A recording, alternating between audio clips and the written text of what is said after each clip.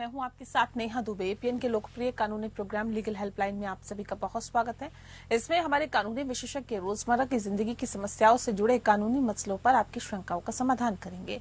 आप फोन करके कानूनी राय ले सकते हैं। आज हम चिकित्सा लापरवाही पर बात करेंगे। इलाज के दौरान अगर डॉक्टर की लापरवाही के कारण मरीज को कोई नुकसान पहुंचता है तो इसे चिकित्सा लापरवाही कहा जाता है। चिकित्सा लापरवाही भारत में एक गंभीर अपराध है क्योंकि पेशेवरों को, डॉक्टर को उनके क्षेत्र में विशेषज्ञ माना जाता है और किसी ऐसे में अगर मरीज को इलाज के दौरान नुकसान पहुंचता है तो एक गंभीर मामला बन जाता है। भरोसे की कभी क्षति होती है और ऐसे में बता दें आपको कि एक डॉक्टर को अपने कर्तव्य का पालन करते समय सावधानी बरतनी चाहिए क्योंकि उसकी लापरवाही से रोगी को सीधे नुकसान हो सकता है। ये जीवन और मृत्यु का मामला भी हो सकता है।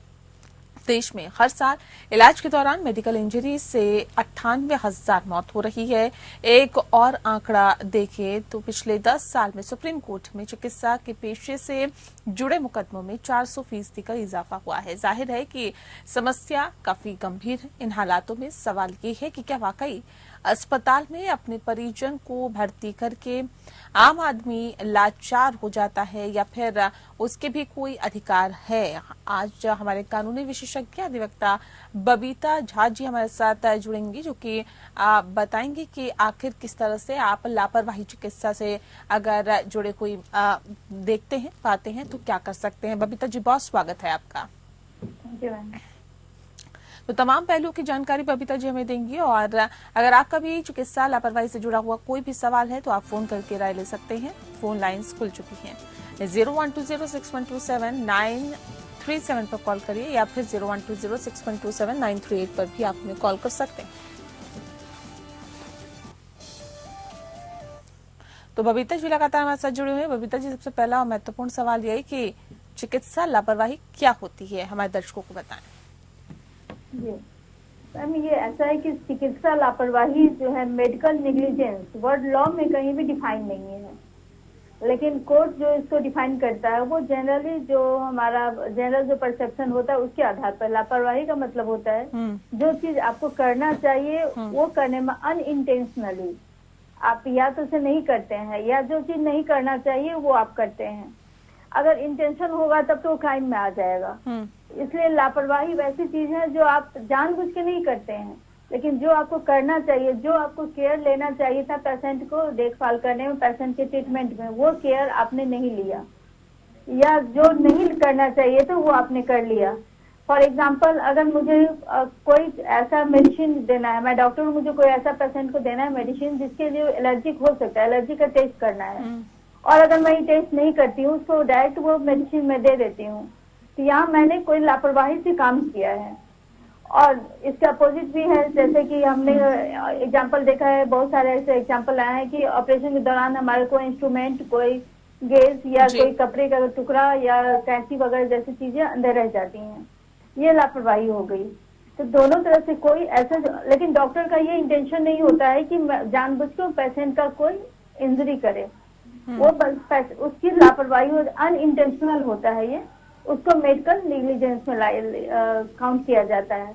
मीन्स ड्यूरिंग, पहले, बाद में या ड्यूरिंग ट्रीटमेंट डॉक्टर या डॉक्टर की टीम, हॉस्पिटल की तरफ से, मेडिकल स्टाफ की तरफ से कोई ऐसी लापरवाही जिसका कोई इंजरी, कोई हानि, भले ही वो फिजिकल हो, मेंटल हो, दिखने वाला, नहीं दिखने वाला या फाइनेंशियल हो, ट्रीटमेंट का खर्च बहुत ज्यादा बढ़ गया तो फाइनेंशियल हो गया, कोई भी इंजरी पेशेंट को भुगतना पड़ता है या पेशेंट अगर नहीं रहे तो उसके फैमिली वालों को भुगतना पड़ता है, उसको मेडिकल नेग्लिजेंस कहते हैं। जी, ठीक है।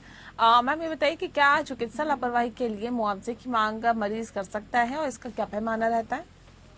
जी, किया जा सकता है। अगर चिकित्सा लापरवाही से मरीज को कोई प्रॉब्लम होती है तो उसके पास 3 ऑप्शन होते हैं। एक तो वो इसके लिए जो कंपनसेशन क्लेम कर सकता है, दूसरा वो केस भी कर सकता है जिसको आपराधिक दायित्व कहेंगे, क्रिमिनल लायबिलिटी भी बन जाती है कई बार, और वो कंज्यूमर में भी कर सकता है और इसके लिए मेडिकल काउंसिल में भी जा सकता है। तो आपने पूछा है कंपनसेशन के लिए, तो कंपनसेशन के लिए 2 है, वो क्लेम कर सकता है या तो सिविल कोर्ट में कर सकता है या तो कंज्यूमर कोर्ट में कर सकता है। तो उसके पास राइट है, और वो क्या क्या उसमें इंक्लूड करेगा वो कोर्ट पर डिपेंड करता है कि उसकी अर्निंग कैपेसिटी कितनी है, लॉस कितना है, ट्रीटमेंट का कॉस्ट कितना है, ये देख के दिया जा सकता है। तो ये अपार्ट फ्रॉम मेडिकल जो नेग्लिजेंस है, क्रिमिनल लायबिलिटी, और जो उसका जो सपोज डॉक्टर का कोई ग्रॉस नेग्लिजेंस है तो डॉक्टर की लाइसेंस भी कैंसिल किया जा सकता है एज ए डॉक्टर प्रैक्टिस करने के लिए उससे जो लाइसेंस मिला हुआ है। एक चीज और कि जब हम कंपनसेशन की बात करते हैं तो वाइकेरियस लायबिलिटी भी होती है, वहां पर एप्लीकेबल होती है। वाइकेरियस लायबिलिटी का मतलब हुआ कि जिस चीज के लिए वो डॉक्टर या वो हॉस्पिटल पर्सनली जिम्मेदार नहीं हो उसके लिए भी उसके लायबल से ठहराया जा सकता है। इसको मैं एग्जांपल से क्लियर कर रही हूँ कि एक बार एक 4 साल का बच्चा हॉस्पिटल में एडमिट होता है, उसको डॉक्टर बताते हैं टाइफाइड है। पेशेंट कुछ डॉक्टर जो मेडिसिन लिखते हैं वो टाइफाइड के लिए होता है, बहुत जरूरी इंजेक्शन होता है जी जी। लेकिन नर्स गलती से उसको दे देती है वो ऐसा इंजेक्शन दे देती है जो मलेरिया में आने वाला था, काम आने वाला था, जिससे बच्चे की कंडीशन बिगड़ जाती है। उसके पहले कार्डियक अरेस्ट होता है, बाद में ब्रेन में कई कॉम्प्लिकेशंस हो जाते हैं। तो यहाँ पर डॉक्टर का जो ट्रीटमेंट था, डॉक्टर की तरफ से कोई लापरवाही नहीं थी, हॉस्पिटल की तरफ से कोई लापरवाही नहीं थी, लेकिन एक नर्स की तरफ से थी। तो वहां पर अगर क्रिमिनल लायबिलिटी बनेगी तो नर्स की बनेगी, लेकिन कंपनसेशन हॉस्पिटल और डॉक्टर दोनों ही देंगे, जिसको लॉ की भाषा में वाइकेरियस लायबिलिटी कहा जाता है। तो मेडिकल नेग्लिजेंस के मामले में कंपनसेशन में ये प्रिंसिपल एप्लीकेबल होता है। मतलब डायरेक्टली नहीं भी हो फिर भी हॉस्पिटल और डॉक्टर को देना पड़ेगा। नहीं, ये कैसे सिद्ध होगा कि इलाज में लापरवाही हुई? यहाँ पर एक कुछ चीजें तो स्वयं सिद्ध हो जाता है, जैसे कि अगर दूसरे जगह प्रॉब्लम है, दूसरे जगह गए तो डेथ हो गई, या कुछ चीज ऐसा दिखा जैसे कि पेट में या कुछ ऑपरेशन के प्लेस में कुछ रह जाता है चीजें, वो तो देखिए रिपोर्ट देखिए पता चल जाता है कि प्रीवियस ऑपरेशन के टाइम में यहाँ रहा था। लेकिन कई बार यहाँ पर दो प्रिंसिपल को एक साथ देखना बहुत जरूरी होता है। एक तो है कि डॉक्टर की कई बार होता है कि पेशेंट इस टाइप से देखते हैं, पेशेंट पार्टी जो होता है कि हमारा पेशेंट तो बिल्कुल ठीक था, डेथ कैसे हो गई या उसका ऐसा सीवियर कैसे हो गया, वो इस तरह से देखता है कि जरूर डॉक्टर की तरफ से लापरवाही हुई होगी। लेकिन ऐसा होता है कि डॉक्टर जानबूझ के नहीं करता है, हो सकता है डिसीजन लेने में उससे कुछ गलती हो गई हो, या दो वेरिएशन हो सकता है किसी डिसीजन लेने में, दो व्यू हो सकता है, तो डॉक्टर ने एक व्यू लिया है इसलिए उसको लायबल नहीं ठहराया जा सकता है। तो वहां पर देखा जाएगा कि सच में ऐसा लायबिलिटी था जिसको एक बोरन टेस्ट बोलते हैं। मेन रूप से ये देखा जाता है कि ये टेस्ट एक बहुत ज्यादा हाई स्टैंडर्ड नहीं, बहुत ज्यादा लो स्टैंडर्ड नहीं, एक सिंपल विवेकशील डॉक्टर अगर होता तो क्या वैसे कंडीशन में वो वही अप्लाई करता, वही व्यू ऑप्ट करता, वही ट्रीटमेंट यूज करता जो उस डॉक्टर ने किया था। अगर वैसा ही है तो अगर उसे डिसीजन लेने में या कोई व्यू लेने में गलती है तो उसको ये नहीं माना जाएगा कि उसकी गलती थी, मेडिकल नेग्लिजेंस में काउंट नहीं किया जाएगा जी। लेकिन अगर उसको कोई बहुत ऐसा उसे मिसकंडक्ट हो गया है या कोई नेग्लिजेंस हो गया है जो कि दूसरे डॉक्टर जनरली नहीं किया करता या उसे एक्सपेक्ट नहीं की जाती है, जैसे कि लेफ्ट के बदले राइट आंख का ऑपरेशन कर देना, ऐसे हमारे पास कई एग्जांपल आए हैं। गलत पेशेंट का ऑपरेशन कर देना, शराब पी के ऑपरेशन करना, ऐसे बहुत सारी चीजें हैं। कई बार हेम्योपैथ आयुर्वेद के डिग्री लिए हुए डॉक्टर होते हैं, वो ऑपरेशन करते हैं। वहां पर भले ही आपकी गलती हो या नहीं हो, अगर आप इस काम के लिए ऑथराइज नहीं है, आप सर्जरी के लिए ऑथराइज नहीं है लेकिन सर्जरी कर रहे हैं, तो आपकी गलती नहीं देखी जाएगी, आप अनऑथराइज हैं इसलिए आपको क्वैक माना जाएगा उस मामले में, वहां पर आपको लायबल ठहराया जाएगा। तो आपने जो क्वेश्चन किया है कि लायबल कैसे माना जाए, कैसे प्रूव किया जाएगा, तो वो गलती किस टाइप की है उस पर डिपेंड करेगा। कि पहली बात है कि जो डॉक्टर ट्रीटमेंट कर रहा हो वो उसके लिए कैपेबल हो, जो प्रोसीजर वो कर रहा है उसके लिए वो कैपेबल हो। फिजिशियन जो है कोई सर्जरी नहीं कर सकता है, कोई आयुर्वेद का डॉक्टर या हेम्योपैथ का नहीं कर सकता है। सेकेंड ये चीज हुआ। दूसरी बात है कि जो उसने डॉक्टर जो मेडिसिन कर रहा है, जो ट्रीटमेंट कर रहा है, वो क्या किस लेवल का कर रहा है। और थर्ड हो गया कि उसकी जो गलती है कोई ऐसी नेग्लिजेंस नहीं हो। एक एग्जांपल मैं दे रही हूँ छोटा सा, कि जैसे कि होता है कि कुछ ब्रेन की सर्जरी होती है, कुछ ब्रेन की मेडिसिन होती है, वहाँ पर जो मेडिकल काउंसिल ऑफ इंडिया है और वो हर टाइम टू टाइम ये एक निकालती रहती है गाइडलाइंस कि आपको अगर ये मेडिसिन देना है तो आपको ये रखना पड़ेगा, ये ट्रीटमेंट करने से पहले ये सावधानी रखनी पड़ेगी। अगर उसका फॉलो नहीं करते हैं डॉक्टर तो वो भी मेडिकल नेग्लिजेंस में आ जाएगा, भले उसका साइड इफेक्ट हुआ हो नहीं हुआ। तो इस टाइप से प्रूव किया जा सकता है। ठीक है, मेडिकल ओपिनियन भी ले सकती है कोर्ट। ठीक है। कितनी तरह की चिकित्सा लापरवाही हो सकती है या होती है अभी तक जो चीजें निकल के सामने आई? जनरली 5 तरह के माना जाता है चिकित्सा लापरवाही को। कौन एक कौन हो सी? गया एनेस्थीसिया से रिलेटेड। हाँ। मैं स्टेप बाय ही चल रही हूँ। हाँ, एनेस्थीसिया मात्रा से कम देना, मात्रा से ज्यादा देना, गलत पेशेंट को देना, या पेशेंट की कंडीशन को, स्पेसिफिक कंडीशन, स्पेसिफिक बीमारी है उसको निगलेक्ट करके देना। हाँ, उसको ज्यादा सीरियसली नहीं लेते हुए दे देना, गाइडलाइन जो उसको फॉलो नहीं करना। सपोज कि जैसे कि स्पाइन की सर्जरी होती है, वहां पर ऐसा कोई स्पाइनल एनेस्थीसिया नहीं दिया जा सकता है जी। लेकिन अगर कोई एनेस्थीसिया ऐसा दिया जाता है तो वो सब इसमें आ जाएगा, नेग्लिजेंस में आ जाएगा, भले इंटेंशन हो या नहीं हो। दूसरा सर्जिकल लापरवाही, सर्जरी के दौरान कोई भी लापरवाही होती है तो वो नेग्लिजेंस में आ जाएगा। जैसे अंदर कोई चीज रह जाए तो ग्रॉस नेग्लिजेंस हो गया। गलत आई का ऑपरेशन, मतलब गलत ऑर्गेन का ऑपरेशन कर देना, गलत पेशेंट का ऑपरेशन कर देना, कोई चीज रह जाना, ये सर्जिकल नेग्लिजेंस में आ गया। थर्ड जो नेग्लिजेंस होता है वो इस टाइप होता है जिसमें कि डायग्नोस गलत हुआ हो। जैसे कि बीमारी कोई और है, ट्रीटमेंट कोई और कर दिया गया। फोर्थ नेग्लिजेंस जो होता है, जो डॉक्टर की लापरवाही नहीं कह सकते हैं जी। लेकिन जो पूरी यूनिट होती है, क्योंकि एक ऑपरेशन है, कोई ट्रीटमेंट कोई एक पर्सन मिलकर नहीं करते, मेडिकल स्टाफ होंगे, हॉस्पिटल होगा, हॉस्पिटल इक्विपमेंट्स होंगे।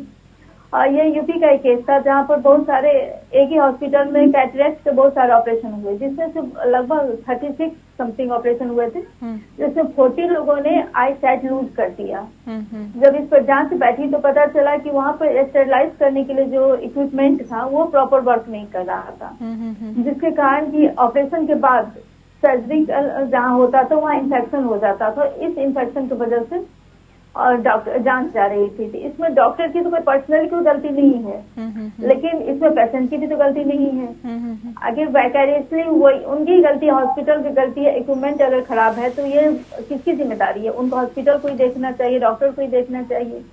ऐसे केस में भी मेडिकल नेग्लिजेंस में आ जाएगा। और फिफ्थ कैटेगरी है जहाँ पर डॉक्टर से डिसीजन लेने में कोई गलती हो जाती है या प्रॉपर केयर जो उनको करना चाहिए था वो नहीं करते। लाइक जैसे जो मेडिसिन प्रेग्नेंट वुमेन के लिए मना है, या कोई जिसको कोई एपिलेप्टिक पेशेंट है उसको मना है, उसका केस हिस्ट्री जाने बिना दे दिया जाता है। यहाँ पर थोड़ा सा ध्यान देने की जरूरत होती है। कई बार डॉक्टर जो प्रिस्क्राइब करते हैं, पेशेंट उस चीज को ध्यान नहीं रखते हैं। सपोज कोई सर्जरी हुई, सर्जरी बिल्कुल ठीक ठाक है, घाव ठीक है, जब डिस्चार्ज होने के बाद प्रॉपर उसका केयर नहीं किया गया और उसके बाद उसमें इन्फेक्शन हो गया, तो वहां पर जो होगा वो डॉक्टर के लिए लायबिलिटी नहीं होगी।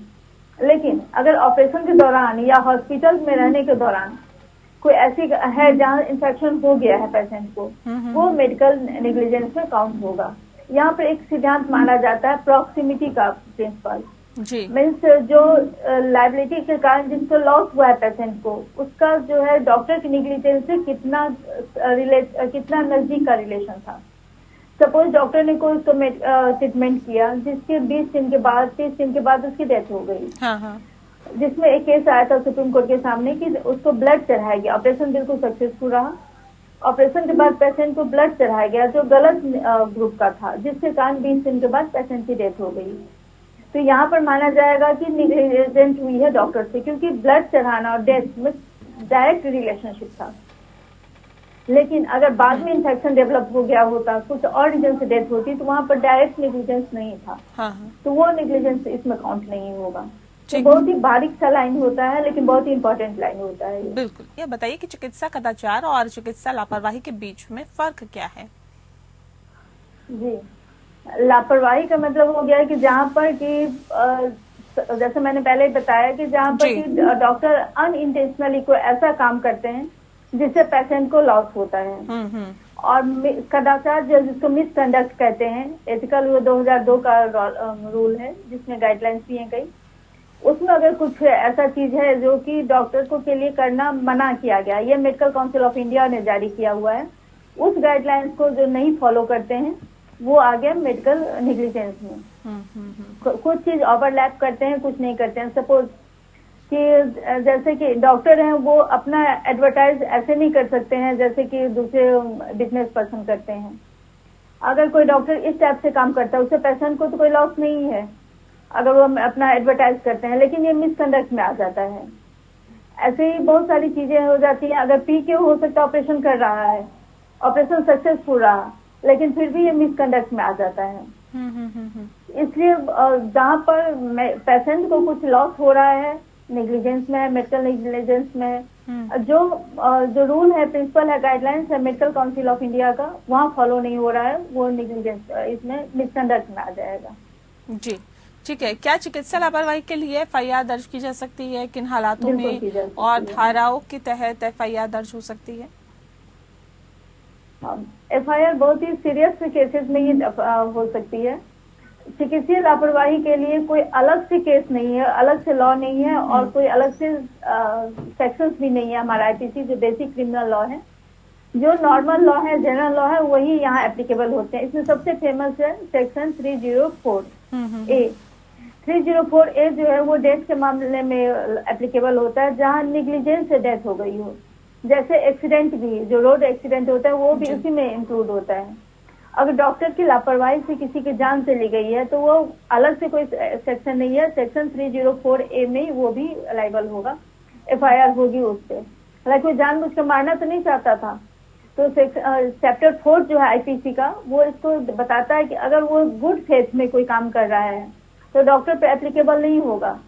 लेकिन अगर कोई ग्रॉस निग्लिजेंस है, उससे ग्रॉस कुछ ऐसा मिस्टेक है जिससे डेथ हुई है, तो FIR हो जाएगा 304 में, वो जाएगा, FIR होगा उससे।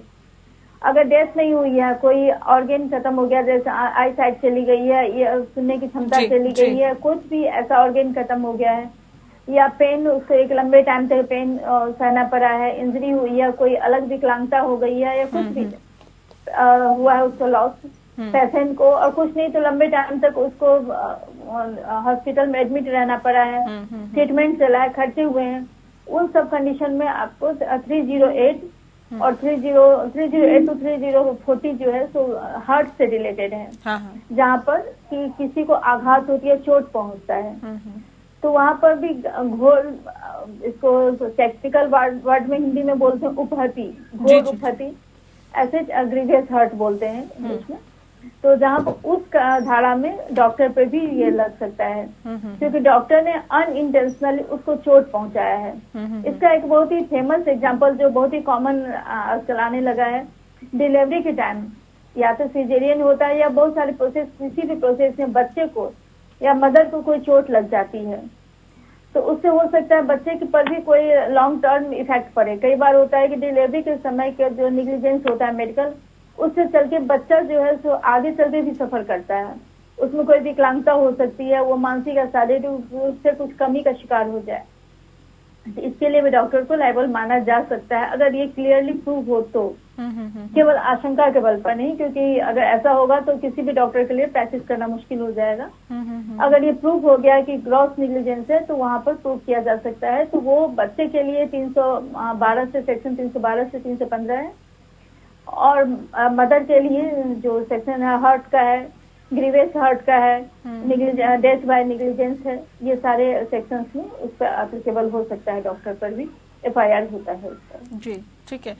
चिकित्सा लापरवाही के लिए दोषी डॉक्टर को कितनी सजा मिल सकती है, क्या प्रावधान है कानून में? जो मैंने कहा, जो IPC में जो अदर पर्सन के लिए है, उनके लिए भी यही है। जैसे 304B के तहत 2 साल तक की जेल की सजा हो सकती है। अपार्ट फ्रॉम कंपनसेशन वगैरह सिविल केस है, उसमें आपको जो देना है वो देंगे। केवल मैं क्रिमिनल लायबिलिटी की बात कर रही हूँ, तो क्रिमिनल लायबिलिटी में 2 साल तक की सजा हो सकती है। अभी जो नया क्रिमिनल अमेंडमेंट एक्ट आया है, जो कि 1 जुलाई से लागू होने वाला है, अभी हो नहीं रहा है, उसमें भी पहले 5 साल की सजा थी, लेकिन डॉक्टर का सजा घटा के 2 साल तक के लिए किया गया है। तो डॉक्टर की सजा अभी भी 2 साल है, आगे भी यही रहने वाला है अभी, अगर उनकी गलती से किसी की डेथ होती है तो। और 2 साल या उससे नीचे तक का सजा है अगर ग्रीवियस हर्ट होती है तब। ठीक है। अगर कोई अपंग हो जाता है तो उसके लिए 5 साल तक की सजा भी दी जा सकती है एक्सेप्शनल कंडीशन में। जी जी तो जी। इनमें जनरल में और इसमें बस अभी तक कोई फर्क नहीं है। 1 जुलाई से फर्क हो जाएगा, डॉक्टर को थोड़ी कम मिलेगी, लेकिन अभी जितना है वो इक्वल रहेगा।